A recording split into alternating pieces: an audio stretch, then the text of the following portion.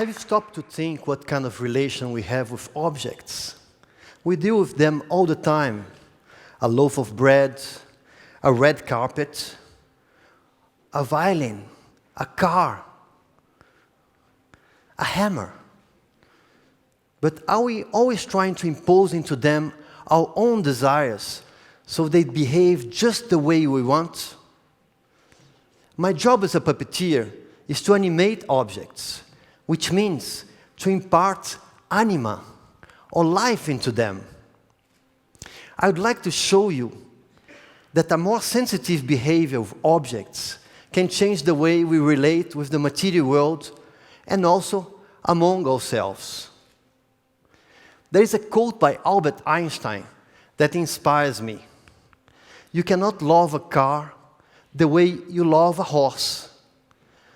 The horse brings out human feelings the way machines cannot do. Interestingly, marionettes happen to be in the threshold between the horse and the machine. On one hand, we have a way to relate with them with affection. We call them by name, recognize their faces, and when animated, they express emotions.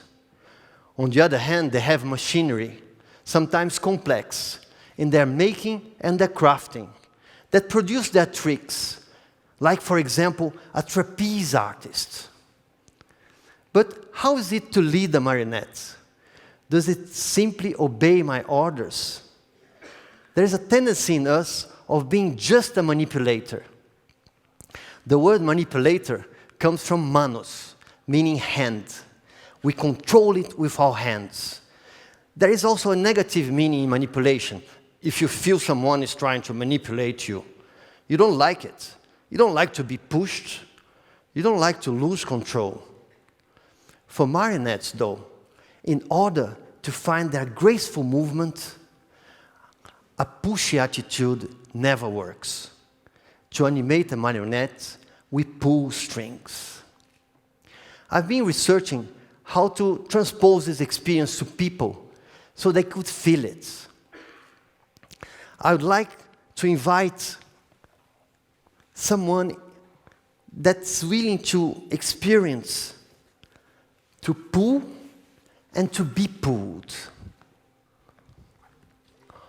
Oh, hello.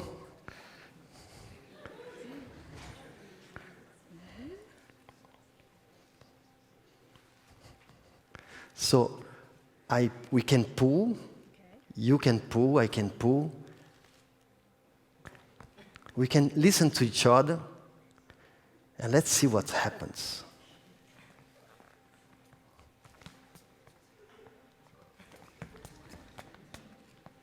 We can be gentle. We can feel light as a marionette. Yeah. Get into the mood, not thinking, just enjoying being pulled. Can go down, up. Marionettes can fly, but we can't. Thank you very much. Thank you.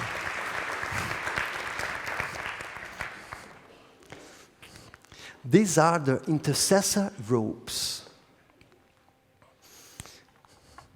So, to animate a marionette, we pull strings, no pushing.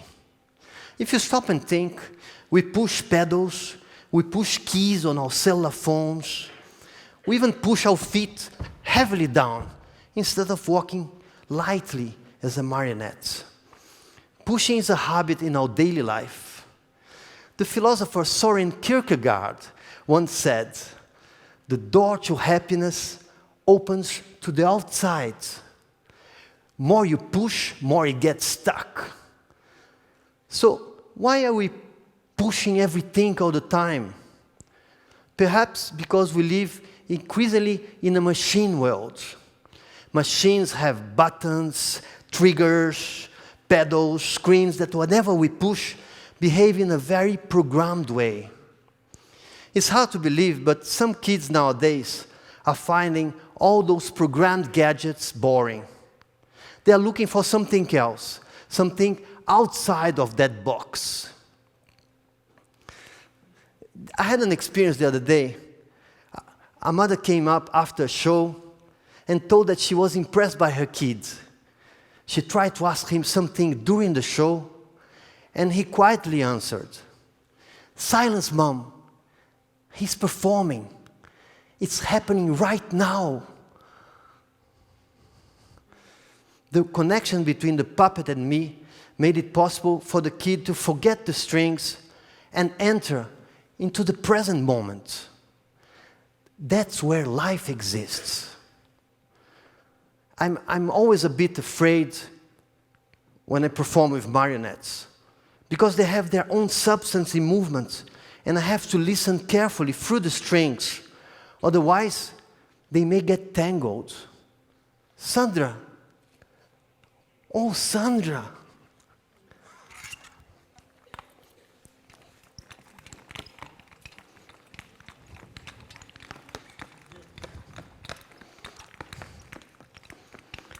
Let's fly.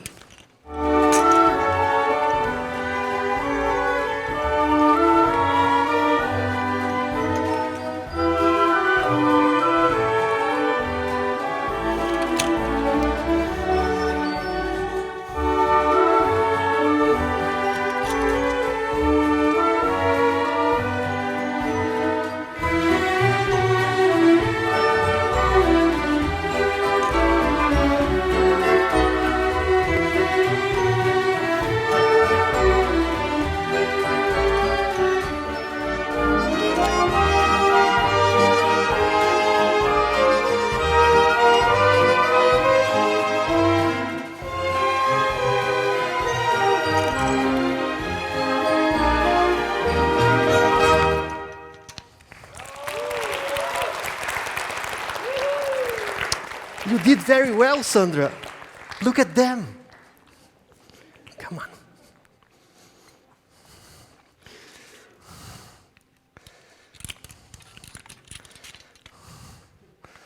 Some physicists in the room must have noticed that Sandra has a natural frequency. I chose a song that will fit with that rhythm, and from there, create variety and ultimately life. I have to confess something to you. There's a division in me between my calculative heart, calculative brain and sensitive heart. When I had to choose a career, I wanted something more manipulating and controlling. I chose physics. I love the equations, thinking the interactions between the matter and the material forces, the natural forces, the pulling force of the gravity. Oh, that's also pulling. Eureka! But modern physics taught me that I have to change my rigid frame of mind. I could not just observe and make predictions, because the very action of observing would interact with the object affecting it. This new knowledge changed deep within me the way I understood and related with the world.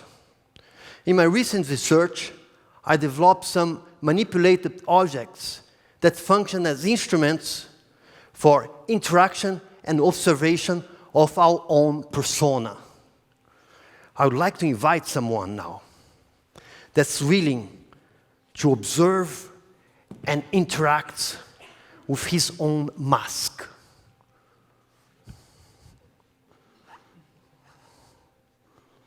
Oh, yes, please.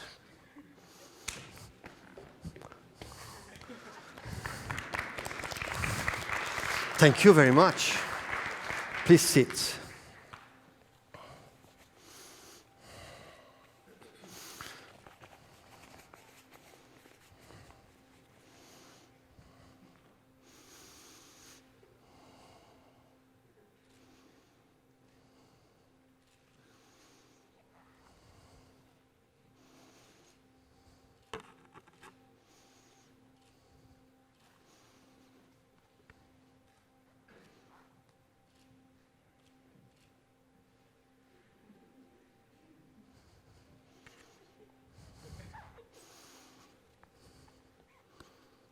You can see each other here.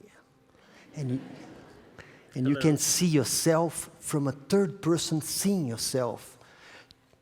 Two mirrors, they make it possible.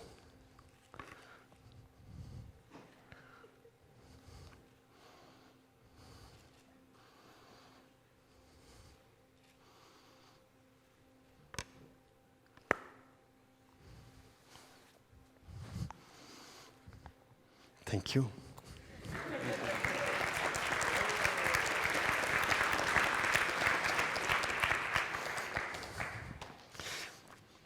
These were the intercessor mirrors.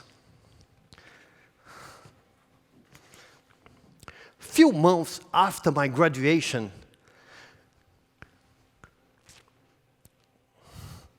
I declining a master's scholarship.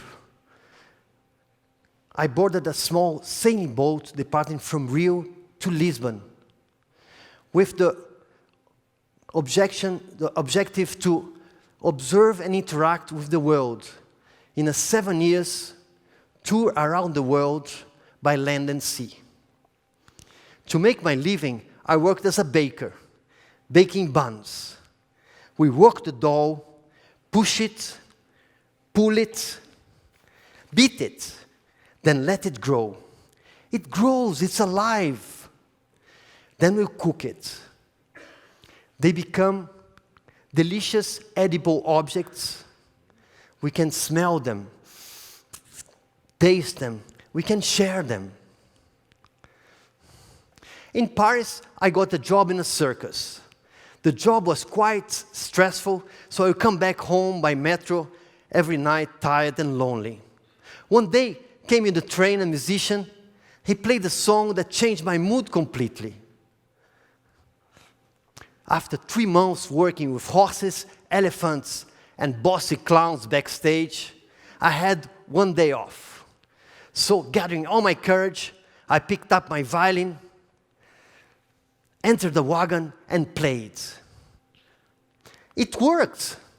I could fill other people's hearts with my music and make a living. Here, the object, violin, was singing, was expressing melody and harmony. Interestingly, that's another kind of animation, and my violin was alive again.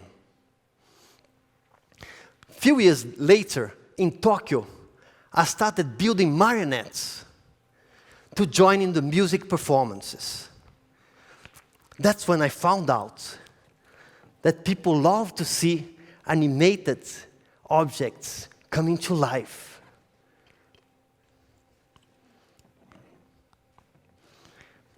I went deeper and invented a machine that behaved like a marionette. The marionette machine. A contraption with many pedals connected to levers that would transform rough pushing into gentle pulls. So I could animate the marionettes while playing the violin.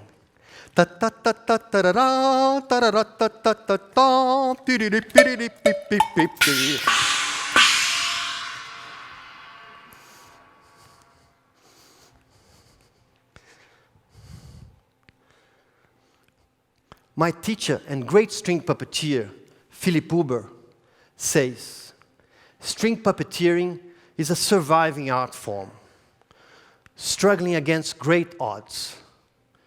That makes me think, makes me wonder, what is really struggling to survive in our society? Is it the value of the craft and manipulation of a marionette that's struggling? We don't make things by hand anymore. Is it the playful relationship between people and animated objects that's struggling? Life has become so serious. The idea that I'd like to share with you is that let's listen to the marionettes. Let's listen to the reaction of all those objects that we touch every day. Listen to our feet when we walk, or even our hands when we meet someone. It will show us the right strings to pull to open the door. And let's not be afraid to bring from deep within that quiet little child that wants to play with real objects in real time.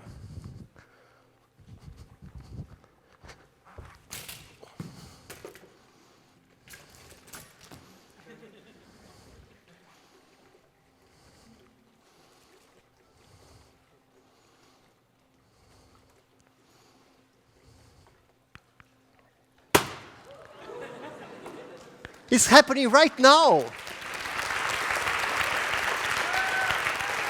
Thank you.